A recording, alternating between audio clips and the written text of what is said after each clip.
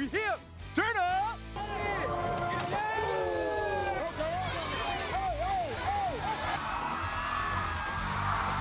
It might only be week 3, but the 2025 high school football season has delivered plenty of big hits so far.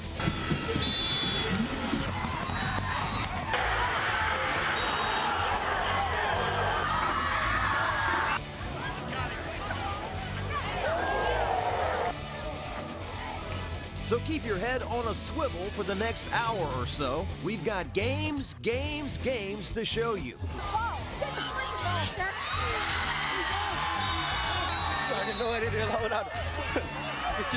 Packed with big performances and exciting finishes.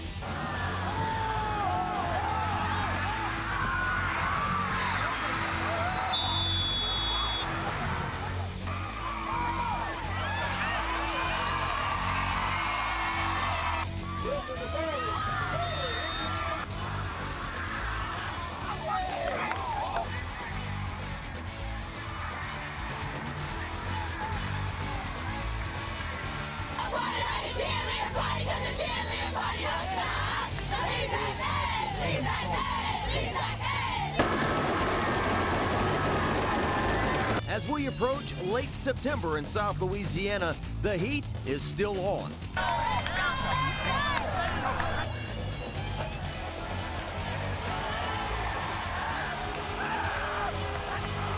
And Sportsline Friday night starts now.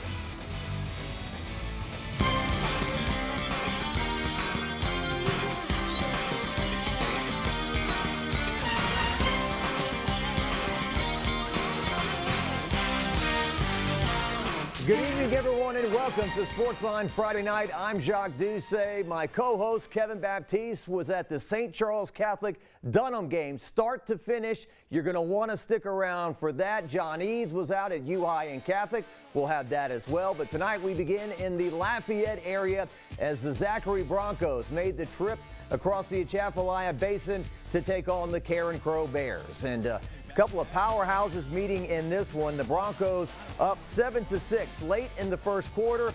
And Zachary tonight, they're horses and they ran the football.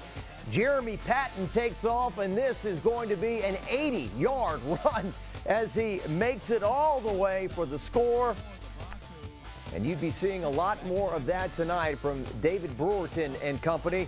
Here we go. It's Tyleek Lewis here. He gets the ball off the right side and will sprint into the end zone for the 37-yard touchdown. It was 21-6. Zachary out in front. We take you into the third quarter now. 27-13 Zachary, and look at Patton.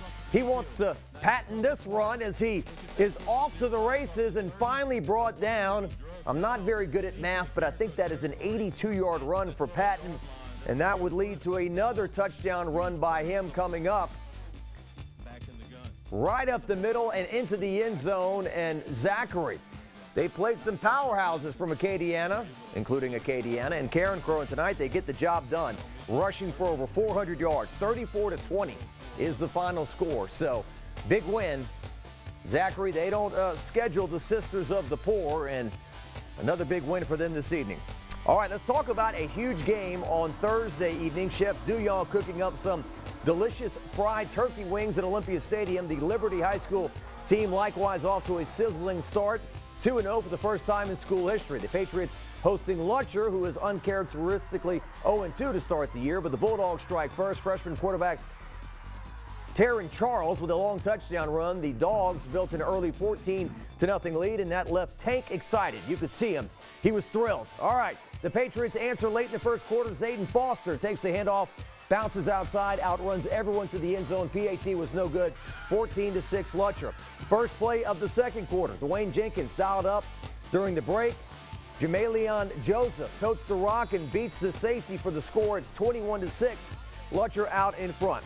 4 minutes later, Liberty pieces together another drive. Bryce Preston, play action pass to Connor Naren, who strides over the goal line. 2-point conversion good as well. 21-14 Lutcher.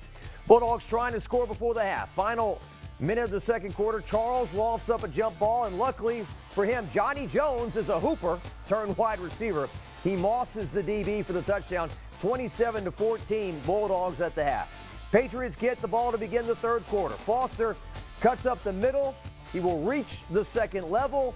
And finally, he is dragged down at the 1-yard line. So, big run there. That sets up Preston for the quarterback sneak. He easily breaks the plane. Liberty back within a touchdown, 27-20 after the missed extra point. Skipping ahead, final minute of the game. Same score, Patriots need a touchdown. Preston works the ball down the field. He chunks up a prayer. Jonathan Harris comes down with it. Clock is running. Liberty is out of timeouts. Preston spikes it with about 30 seconds to go. A few plays later, it's 4th and goal from the 1. The game is on the line. High snap. Preston gives it off, but he is stuffed. Quantez Joseph is the hero for Lutcher. Stevens is short. Liberty turns it over on downs, and the Bulldogs win 27-20. Joseph makes the game-winning play on the goal line to secure Lutcher's first win of the season. WAFB's John Eads was there start to finish for this game. He got some post-game reaction as well. Our coaches made the call, and we just had to execute.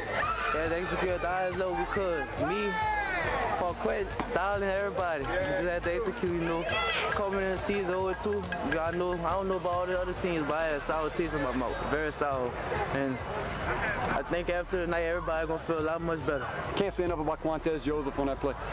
Quantez came into the week, he was our starting H-back, and we had an injury during the week, and he had to move back to tackle where he had played the last 3 years, and also had to just pick up some time on defense. And then the biggest play of the game, that's Quantez Joseph making a tackle for a loss on the defensive side of the ball.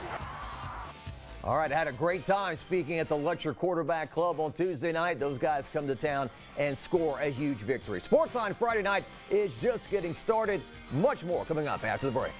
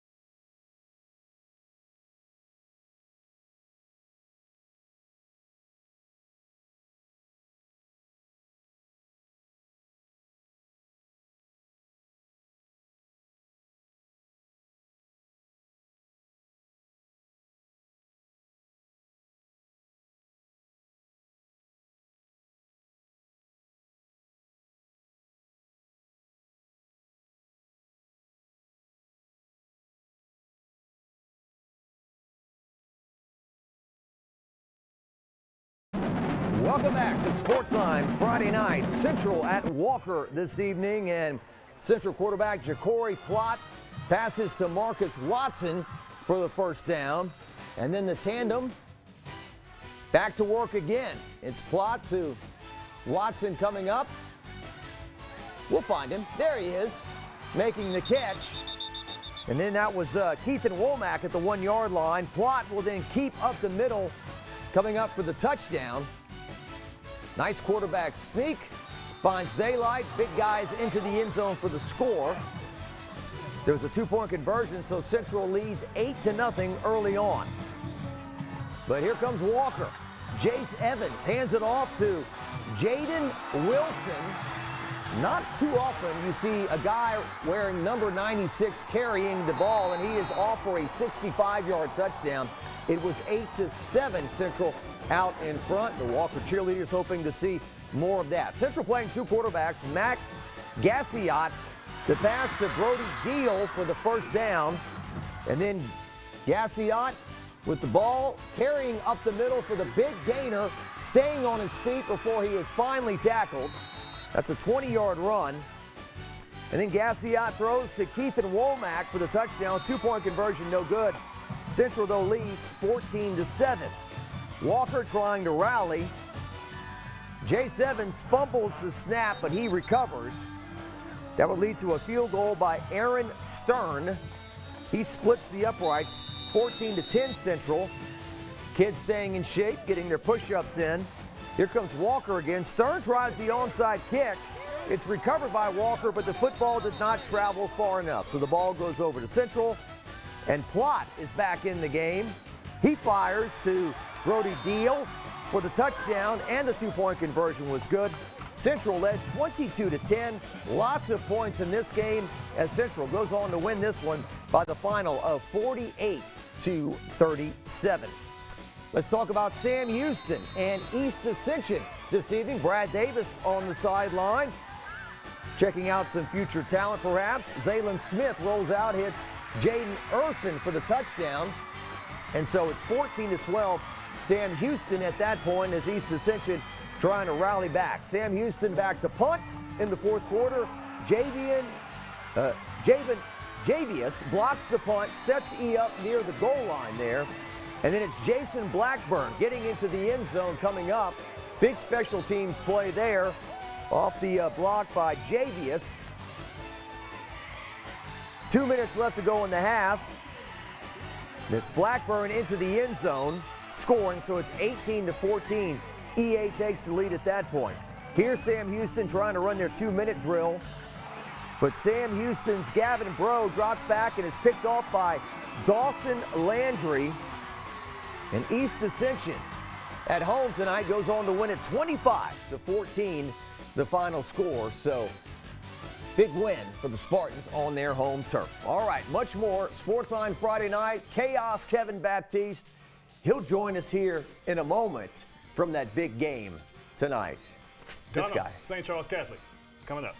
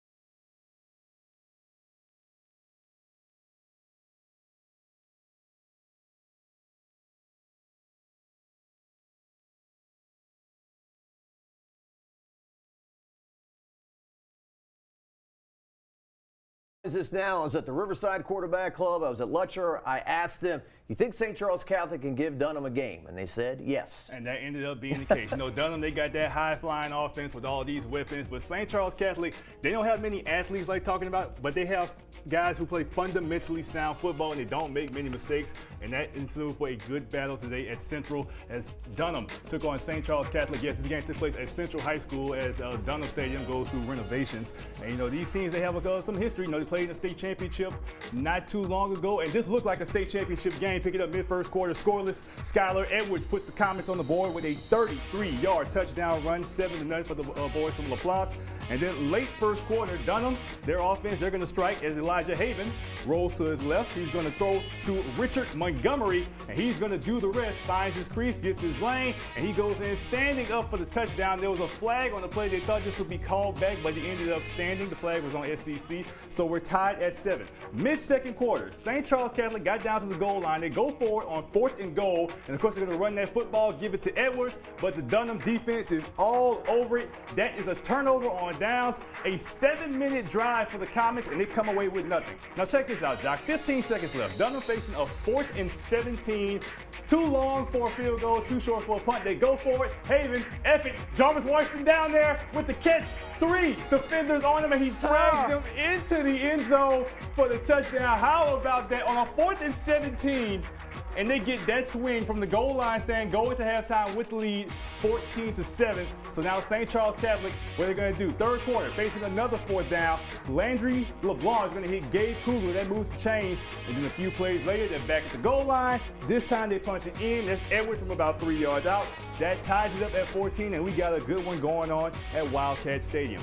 Ensuing drive, Dunham facing a 2nd and 1 just inside midfield. Haven looking for his target, rolls right, throws deep, but this pass is going to be tipped by James Tyson. And check out Briggs Anderson with the one-handed interception. Initially, they called this incomplete pass, but the refs discussed it. They called it an interception. Didn't lead to any points, but a huge swing. So tied at 14 in the 4th quarter. Dunham, chance to take the lead. Haven is going to be intercepted by Jaira Hall. That is a pick 6, and St. Charles Catholic takes the lead 21-14. Okay, next drive, plenty of time. Haven trying to make up for it. Finds the target, but is into the wrong jersey again. This time it's Brooks Monaco with another pick 6. Back-to-back house call for the Comets defense, 27-14 after a missed extra point. But there's still plenty of time left in this one, folks. Dunham's offense, as I said, they are very electrifying. They can score quick, and they do it on this next drive. Haven finds Trevor Heyman for a touchdown, 27-21, 4:30 left in the game. St. Charles Catholic, they grinded out some clock. They had a 3rd down just past midfield. Dunham's defense gets the stop, gives their offense a chance. That forces a punt. So 7 seconds left. Dunham at their own 30.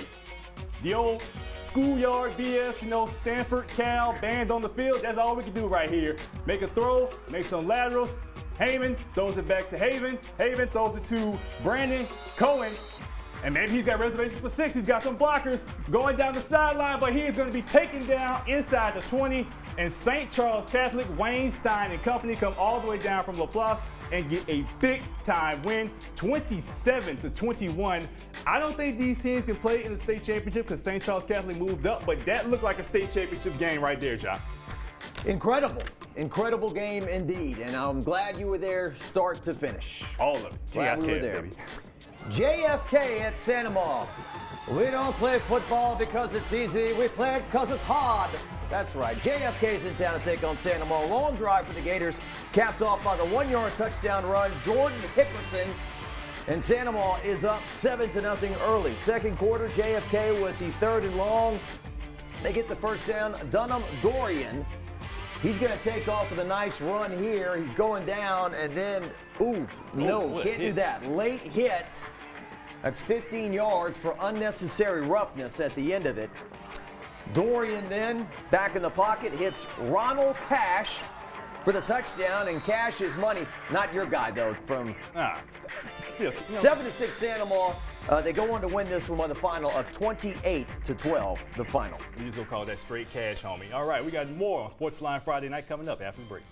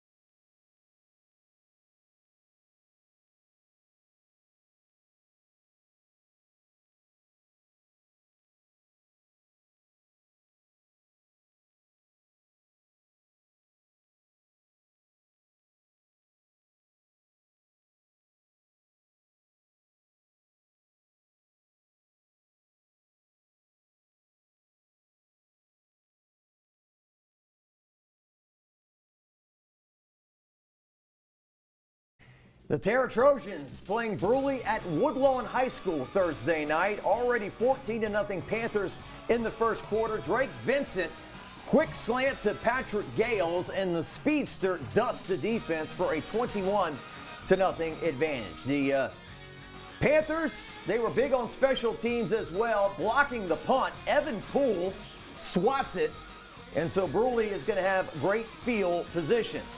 Vincent then will throw the quick slant to Gales for the short touchdown, 28-0 Brusly. Gales had 5 catches for 175 yards and 2 touchdowns. Brusly, they will swat another punt. That's Poole again.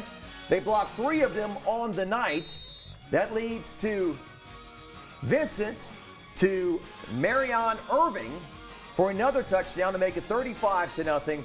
Vincent threw 7 touchdown passes in 19 offensive plays. 13 of 15, 291 yards. Brusly wins big, 48-0.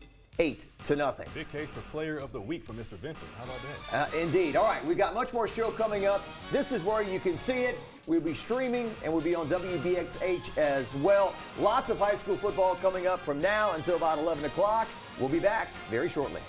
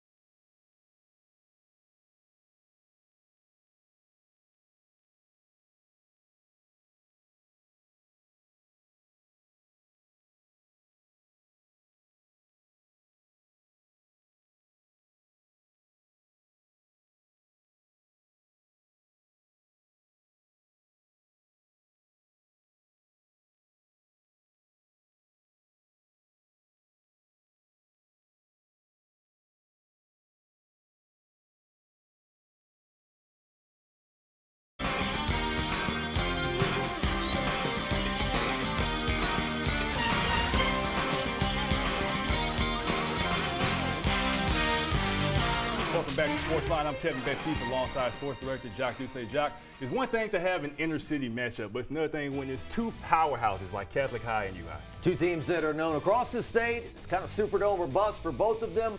And tonight they went head-to-head in the shadows of Tiger Stadium at Jeff Boss Field. Indeed, the Battle of Baton Rouge. UI hosting Catholic at the Cub Complex. UI winning each of the last 2 matchups in thrilling fashion. Bears get the ball first and move down the field. Baylor Graves rolls out and hits Dyer Chambers, who motors up the field and will pick up the first down. Late in the drive, it's 4th and goal, so Turner Goldsmith throws to the back of the end zone, and Jude Chamberlain is there, but he can't get a foot down in bounds, so the Bears, they come away empty. On the ensuing UI drive, Ethan McGlen tries to find Corbin Odell on the screen pass, but Taylor Goldsmith flies in like Superman and corrals the interception. Catholic back at it, good field position. They push it inside the 10 again, 4th and goal. Goldsmith winds it up, lost to the corner, trying to connect with Chamberlain again, but Aaron Moore swats it away. UI's defense bows up again, so it's scoreless after 1 quarter. of play. Moving to the second quarter, Catholic took a 7-0 lead on a Jaden Miles touchdown run. The Bears driving again. Goldsmith and Chambers linking up for a first down. A few plays later, it's third down. Graves fakes the handoff, hits the gap, and strides into the end zone. So the Bears leading at halftime, 14-0. Moving to the third quarter, it's 21-0 Catholic high. Miles is in the Wildcat, cuts up the field, running north and south, picks up a huge gain, finally dragged down by Emmanuel Moses, a touchdown-saving tackle. But Miles was inevitable tonight. He takes the direct snap and hits pay dirt for the second time, so the Bears are flexing their muscles and thinking big-time revenge and dancing. 28-0 at that point. UI rallied late and made it interesting somewhat. 28-0 in the fourth quarter. McGlen lost one deep. Lawson-Dixon makes an outstanding catch and is down at the 2. Moments later, McGlen rolls out and throws. Charlie Pettit makes a nice toe-tapping touchdown catch inside the pylon to get the Cubs on the board now. They're trailing 28-7 at that point.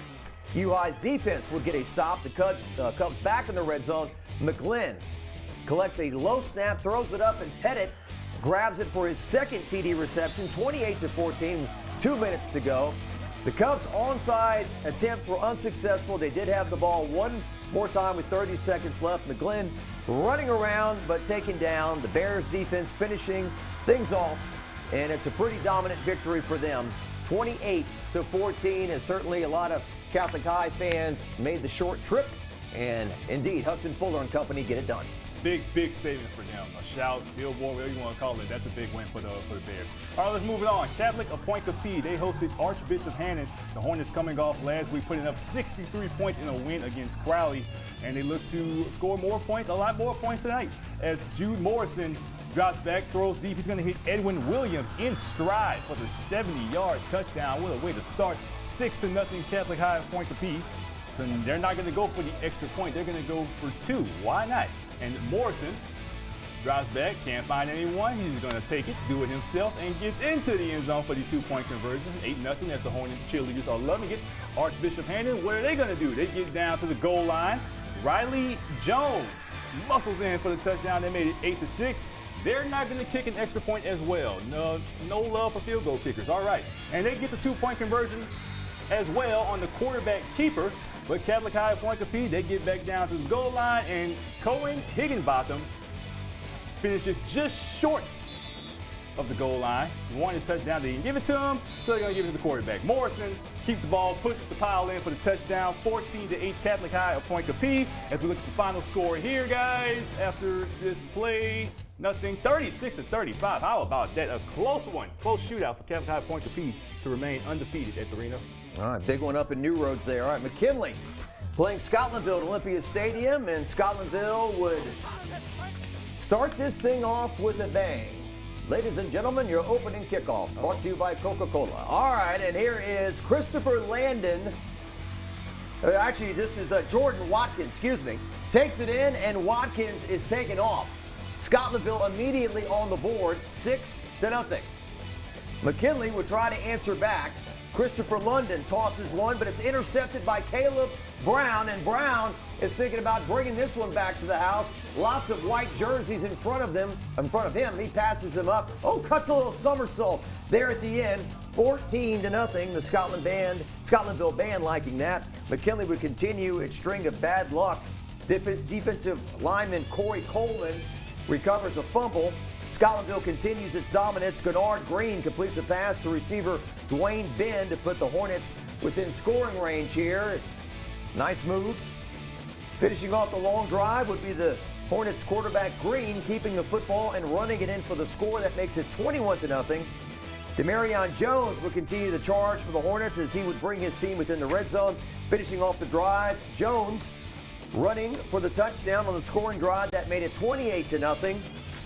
Green would air the ball out, coming up to Dwayne Benn here, and he would catch the ball past the defense and take it into the end zone, and this appears to be a pretty lopsided game. Nice job by our intern, Abe Martin, shooting that video. 35-0, Scotlandville in a shutout. One thing to beat your rival, another thing to shut them out like that. How about that for the Hornets? All right, let's go back to last night.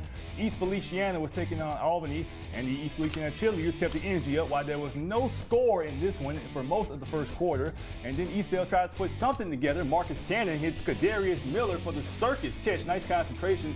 That would lead to nothing, but this is going to lead to something right here. Next drive in the second quarter, Cannon, the toss to Ryan Moore for the touchdown, 6-0. The Tigers take the lead, and this guy is going to be pretty excited for that touchdown. Watch him. Oh, I see you. And then later, Albany's offense trying to respond. They can't get anything as Caden Wilson and company get there for the stop in the backfield. No, like the Kimbe Mutombo used to do back on the day on the floor. And then they let Mr. Wilson finish it on offense for the touchdown. So 13-0, Eastvale. And then how about more points for the Tigers? Cannon, Ryan Moore in stride. That's good pitch and catch right there. 21-0 Eastvale before halftime. Let's look at the final score in this one. Last time Eastvale had little troubles. Albany made a run, but all Eastvale 47-26 the final. All right, it was homecoming for Southern Lab tonight. We've got that and a whole lot more coming up on Sportsline Friday night.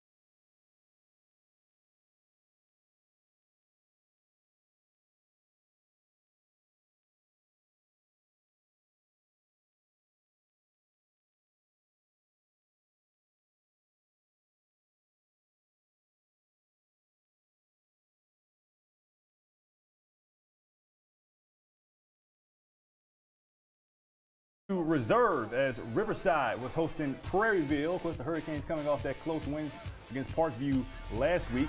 And the Hurricanes wasted no time picking up where they left off as Skylar Kelly calls his own number and goes all the way for the touchdown. 7-0 Hurricanes on the board. Their defense gets a stop. Offense is going to get right back to it, trying to make more of that touchdown from Mr. Kelly. And he's going to call his own number again, it looks like, but he fumbles the football and it's going to be recovered by Cameron Matt for the Rebels. So a quick turnover, much needed turnover for the Rebels. And let's see if their offense does something with it. Riverside, Jaden Obakwe takes the handoff and goes up the middle untouched like a hot knife through butter for the touchdown. But the two-point conversion was no good. So Rebels still trail 7-6. And then in the second quarter, Riverside is going to finally take some momentum. Brock Bourgeois takes a shot down the field, and Kenrick Johnson, oh my God, nice catch, laying out for it for the touchdown. Riverside, no trouble in this one. They go on to win by the final score of 40-23. All right, next game up, Southern Lab in Glen Oaks, and there is the Queen, Braxton Dumas, I believe. Kittens took on the Panthers of Glen Oaks at Mumford. Dexter Ricard, pass complete to Anthony Weatherspoon for a nice play there, and it's a touchdown. 6-0, Kittens out in front. There's a baby kitten. She's missing missing all the action. Jairish Rito, pass complete to Kendrick Isidore before he's taken down by Tyler Williams.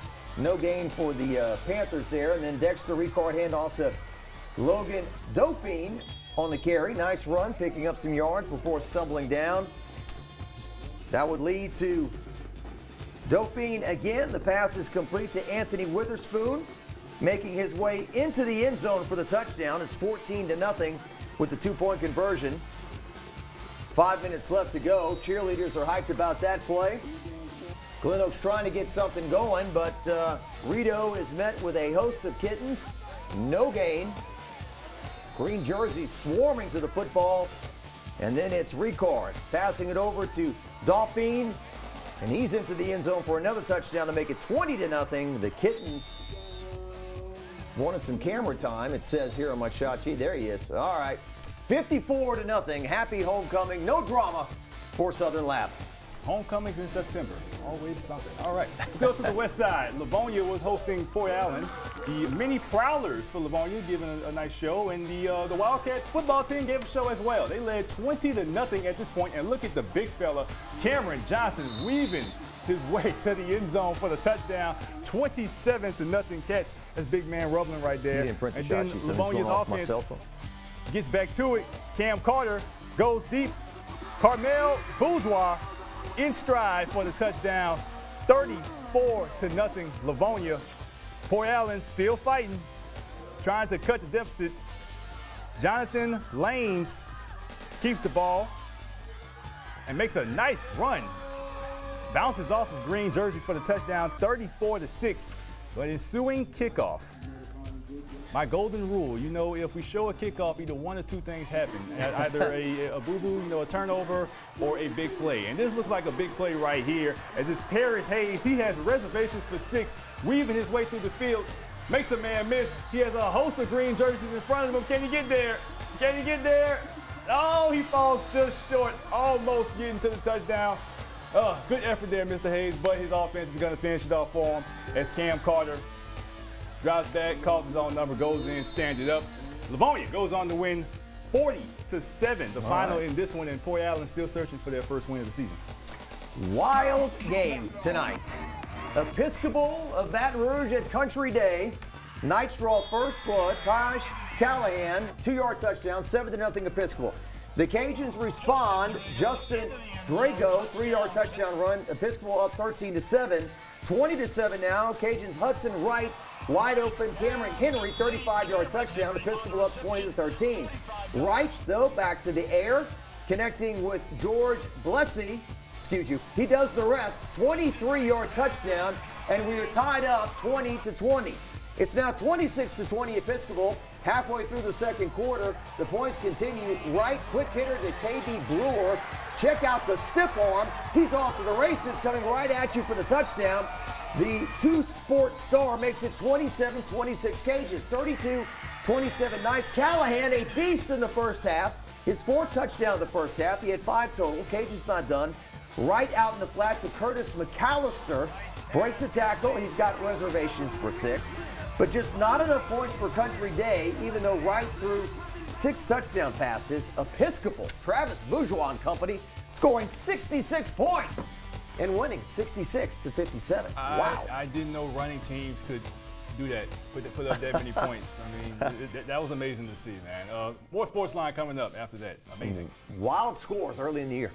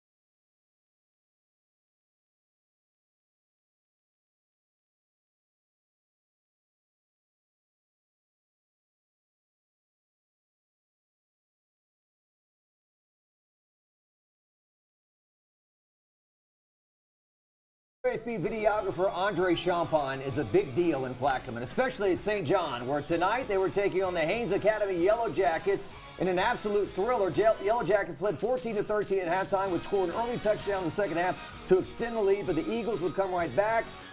Tyler Edward connected with Daniel Bro to tie things up at 21. This is a kickoff. All right, we got a kickoff here, which is... oh, fumble. All right. There's a fumble there. There we go, Tyler St. John. Edward, I hope that's the play coming up here, connecting with Daniel Bro. There we go. That's a handoff. It's a handoff. That's Nathan Burley into the end zone.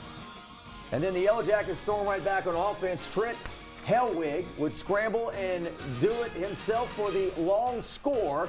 The extra point would be blocked, so it's 28-27 Eagles. St. John would get the ball back after a big fourth down stop by, and then Nathan Burley would take the handoff to regain the lead. The Eagles would also get the two-point conversion to make it a two-possession game. So it's 36-27, and Haynes would go right back down the field as Brady Cribby would stay patient and eventually fall to the 1-yard line where Hellwig would... Wait, there we go. Let it build. There we go. One. So Hellwig would sneak it himself here coming up to make it 36-34. So here we go. The game goes down to a big fourth down. St. John with about a minute in the game to go for it. Burley would get the handoff and extend the ball over the line, and Coach Brian Troxler and St. John get that first down, and they run out the clock, and they are 3-0 on the year with that conversion. Final score tonight in a wild game. Let's get that score up. Final score tonight, 36-34, St. John victorious. All right, Andre, he is a St. John legend at this point. Let's go to Donaldsonville. They hosted West St. John in the matchup last year. West St. John won 34-32, so Donaldsonville looking for some payback in this one. The Tigers would force a 3-and-out, and they would waste no time as Rayshawn Dunham is going to throw to Casey Carter for the first down pickup. That sets up the Tigers in the red zone. And then shortly after, Carter is going to take the snap himself, make some moves, and he outruns the white jerseys into the end zone for the touchdown. Early 7-point lead for the Donaldsonville Tigers. The Rams would get a stop on defense after struggling to move the ball, but it would pay off as, wait on, let that man get some water. He's a little thirsty, put in some work. After that. All right, Cornell Narcisse would block the punt, and Jaquan Warner scoop it and score it for the touchdown. That made it 7-6, but Donaldsonville gets the ball back. They drive it all the way down after a couple of chunk plays, and it would be Jaden Brown. What can Brown do for you? Well, he can just score touchdowns, folks. Hits the outside corner for the touchdown as Donaldsonville goes on to win 47-14. They are still undefeated. Let's go to Dutchtown and Collegiate in that one. Final score 62-0. Just Griffins all over the Dolphins in that one. Got some more scores. St. Michael over Eskruma 16-14. The Warriors in that one. Got another score. One more. That's it. All right, no more scores. That's it. All right, so another week of Sportsline in the books, JD. Great job. That's right. Great games, amazing games tonight. Hope you enjoyed the show. The show will be posted on YouTube and WAFB.com. We'll see you next week. For Kevin Baptiste, I'm Jacques Doucet. Good night.